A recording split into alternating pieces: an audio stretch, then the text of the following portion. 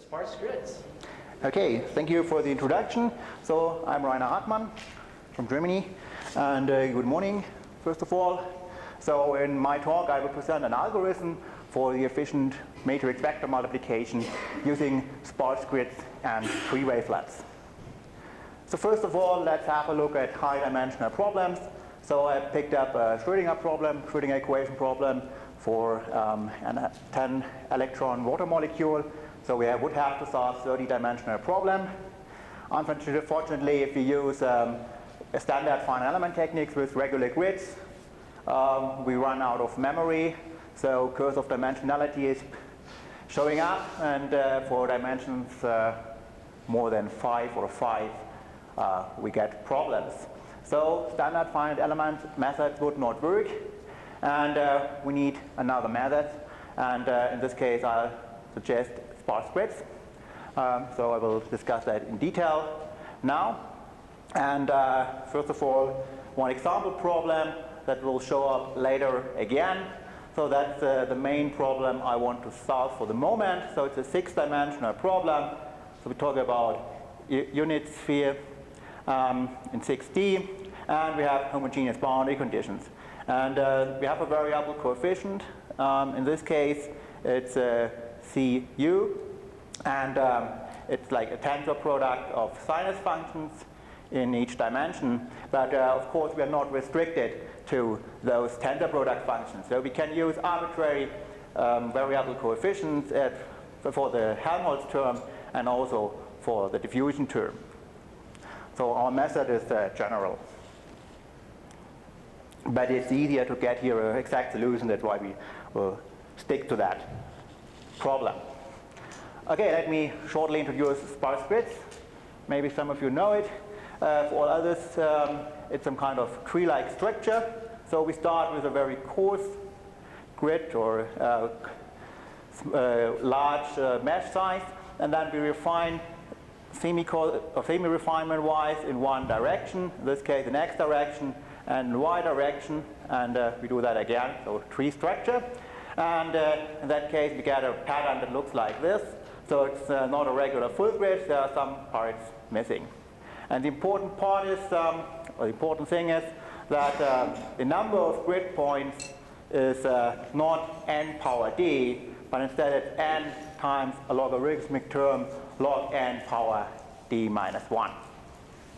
And that saves a lot of memory. So let's have a look at the error, interpolation error for sparse grids. So in H1 norm, we have O of H, and in L2, in an infinity norm, we get H squared times a logarithmic term log n power d minus 1. So this term does not influence for large dimensions our result significantly. So we still have convergence close to H squared.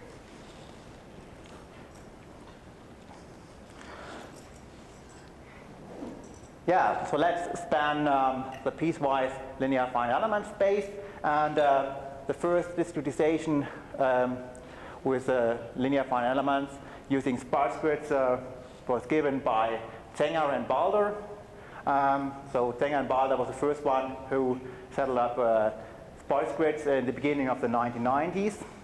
So let's have a look at the space where we have a union of, we start with a very, very coarse grid, and then add some more levels, so semi-refinement by 1/2 in X dimension and also in Y dimension. And let's add more levels. So in this case, we have maximum depth 3, so level 1, level 2, and level 3. And the corresponding grid pattern is shown here. So how do we calculate the depth? So in this case, we have a vector with the depth in each dimension. So in this case, T1 and T2 for a 2-dimensional problem. And we limit the maximum depth, which is the sum of all depths, by n. So in this case, we get dn, and the corresponding space, vector space, is V dn. Yeah, so now we have a look at the finite element discretization. So it showed up by Balder and Sanger. And it was the first one discretizing finite element problem on sparse grids. So first of all, we have, in this case, just the diffusion term, so no variable coefficient. And in this case, what we will later see, we get some orthogonality property. So we have then a orthogonality, since the operator gives us a Haar basis. And if you swap over to variable coefficients, we do not have this orthogonality anymore. And in this case, I will introduce prewavelets that have L2 orthogonality. So let's have a look at our iterative solver. So we want to solve AU is MF. So F has to be given either in a surplus notation or prewavelet notation. And then we have here a matrix vector multiplication, but more important is AU. So we need A times U for our iterative solver, which is a preconditioned conjugate gradient method. So preconditioning is by Jacobi preconditioning done, and together with prewavelets, we have a small condition number order of O of 1. So well-known behavior given in literature. And if you have a look at a 3-dimensional Poisson problem, I stated here the table of the condition numbers for level 6, 7, 8, and 9 for a sparse grid. So we are close to 5. So pretty good conditioning. But what is problematic is to have an efficient matrix vector multiplication. So sparse grids reduce the complexity for the memory, and we want to have that complexity also for the matrix vector multiplication, and do not lose efficiency. Okay, so the matrix vector multiplication, we want to calculate A times U, and U is given on the sparse grid. So sparse grid, we have the decomposition in all those regular full grids. So what do we have to do? We have to multiply each component of that sparse grid or full subgrid of the sparse grid by A or AN, since A, the stiffness matrix, is also given on that sparse grid level. So U, the solution or the input, is a decomposition of surpluses. So we have to sum up all those WTs to get U. And now we want to apply the bilinear operator on U. So we have to take the sum over all surpluses. So what does that mean? We have to sum up all those elements here. Oh, I think I got a black button. Okay. So we have to go over all those hierarchical surpluses. Yeah, and if we have a look at our sparse grid, we want to sum up all those. But first of all, I want to stick to a full grid, because for full grids it's easier to explain. And yeah, what's the basic idea is, if we want to calculate the entry for one specific element, let's say for example for that subgrid here, then we have to sum up over all others, and we do that by a decomposition in 4 directions. So we sum up from all directions. In this case, we come from the top left down, top right, and so on, and pick up all those elements. So let's discuss that in more detail. So we have again AU times our test function, and we want to calculate the entry of phi ti. So in this case, it's that dark blue element down here, which has index t, and I means that we have all element or one specific element on that level. And now I have again here the decomposition into 4 cases. It's 1, 2, 3, 4. The first one comes from the left bottom and wants to go up. And what do we do to go up? We apply prolongation. So we are prolongating our solution. And here for the right we have restriction, restriction. So we start here and restrict one dimension, and then we restrict the second dimension and go down. In the middle we have the mixed cases, so restriction and prolongation. And here it's important that we have firstly to apply prolongation, and then we have matrix multiplication, and finally we apply restriction. So you see that here also in the formula, this term here corresponds to the second figure or second pattern here. So inside we have prolongation, since we are starting with smaller depths, so we are starting from downwards and going upwards. Prolongate, then we apply the bilinear operator, and finally we restrict. So restriction is here, since we have here higher depths. In this case it's Tx for x dimension and Ty for y dimension. Yeah, the algorithm works recursively over all dimensions. So we have a dimension vector and start with the first entry and goes down to the last entry. So we can easily adapt that algorithm for arbitrary dimensions. So 6, 10, 30, however. So in this case we get then 2 power d cases. So either prolongation or restriction, and that power of dimensions. And it is still important that we have to do firstly prolongations, and then we have matrix vector multiplication, and finally restrictions. So we have to reorder our dimension vector. And here is the formula for going over those 2 power d cases. So we have an outer sum, and then we are restricting in some dimension of all dimensions. So we're picking out those 2 power d cases. And then we have the restriction operator outside, we have the bilinear operator, and inside we have prolongation. So finally, let's have a look at the computational costs. So we have to apply 2 power d operations on each subgrid, and the number of grid points was 2 power n d minus 1, which is n times log n d minus 1. So we are still in the order of n log n d minus 1. So we didn't lose any efficiency.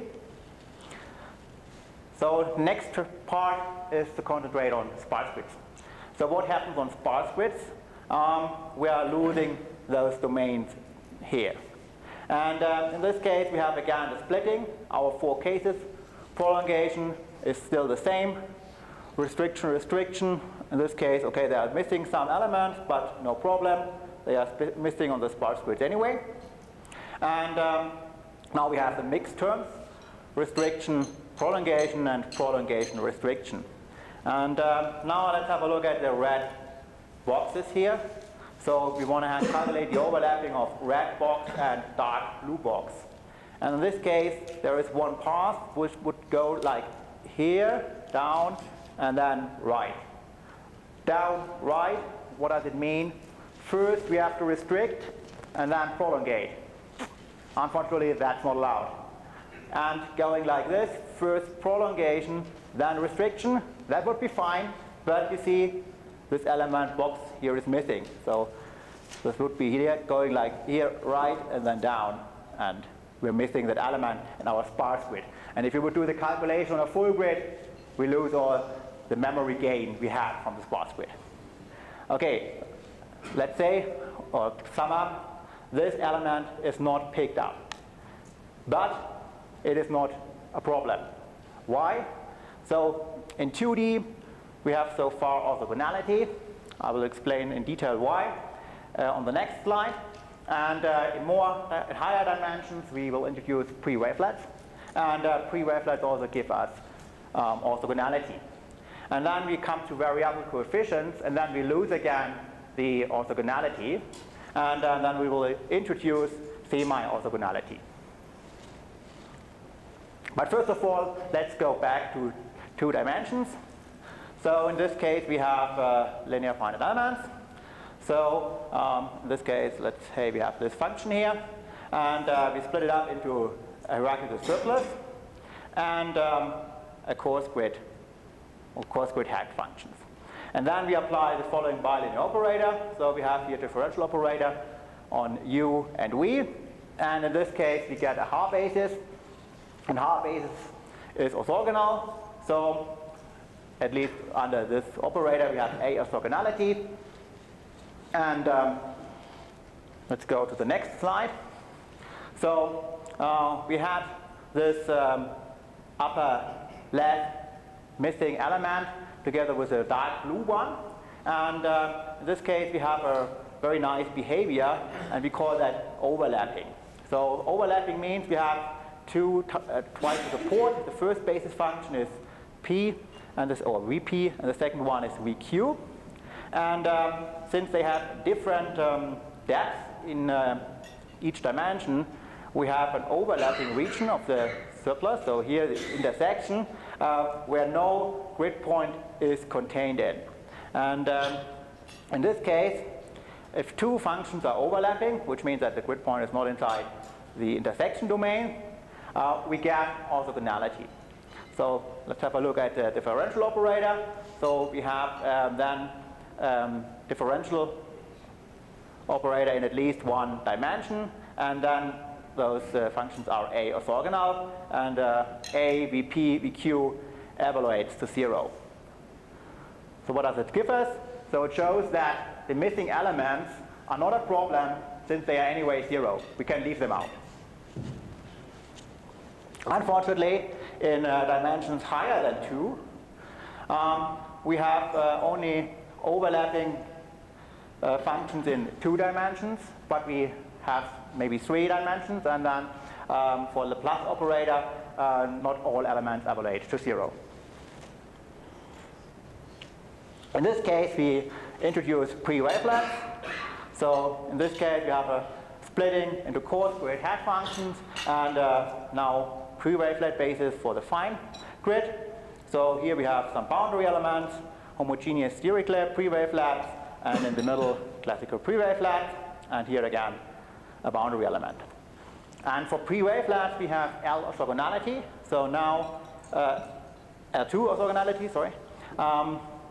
And this solves the problem for higher dimensions. So in this case,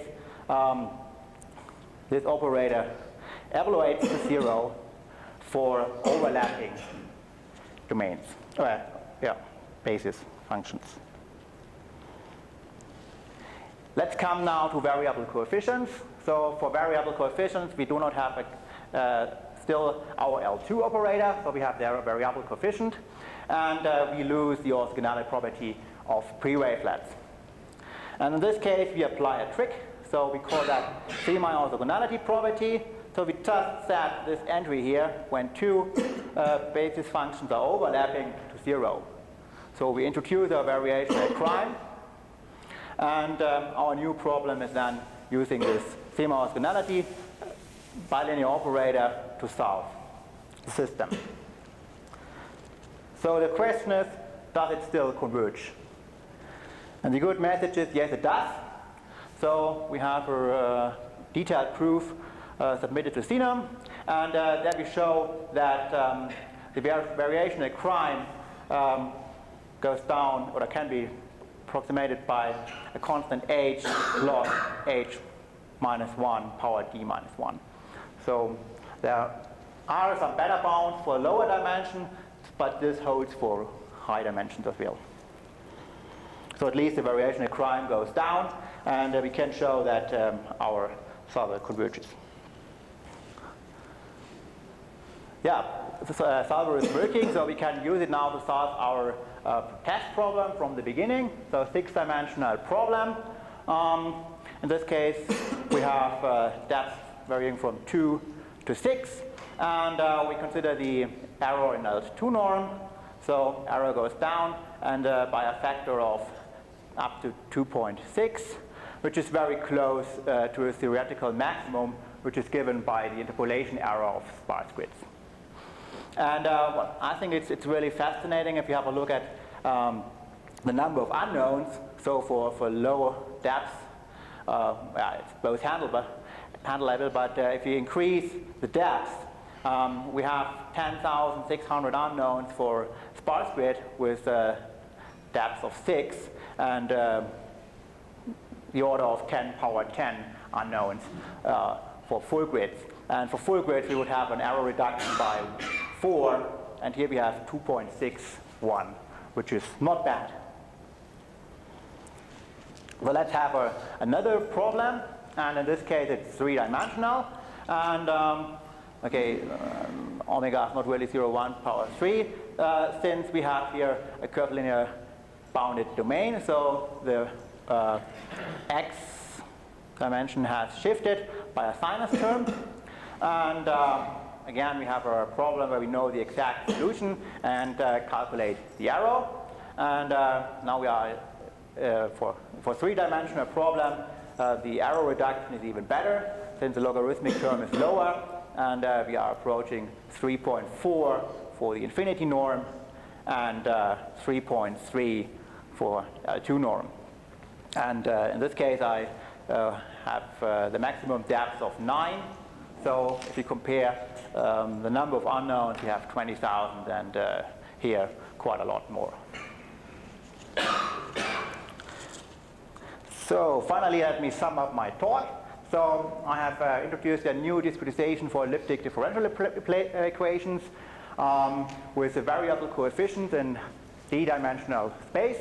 So d can be quite high. Test problem was 6, but we also had problems with order of 10 and more. The basic idea was to use sparse grids and pre-wavelets. So sparse grids have reduced the memory costs, and pre-wavelets gave us some orthogonality. And then we introduced the semi-orthogonality property, which was needed to also handle variable coefficients. And for this properties, we developed an efficient matrix vector multiplication. So we skipped some parts, and we will show that this part can be skipped since we have this semi-orthogonality property. And then we used the solver to simulate a 3D and a 6D problem. And we also showed the convergence in case of variable coefficients, which was non-trivial, and we had our variable crime there. Okay, what is still open is to have adaptive refinement. And then I think adaptive refinement is the biggest gain we got from Galerkin discretization. So other methods like combination technique do not allow adaptive refinement, but so far we did not use adaptive refinement. We started developing it, but we need a better data structure for that case, and have to adapt our algorithm a little bit. And then we also want to simulate more complex domains like block structured domains, and and finally we need some kind of parallelization for larger problems, so that's why I stopped for sometimes level of or depth of 10 and more, since we run out of memory. Okay, there can also be some improvement since we handled the boundary points, and if you have boundary points included, we have a higher amount of memory, but nevertheless parallelization, I think it's a problem we should start now. And I think it's promising, and will speed up our algorithm because it easily can be separated and parallelized by the 2 power d cases. Okay, thank you for your attention.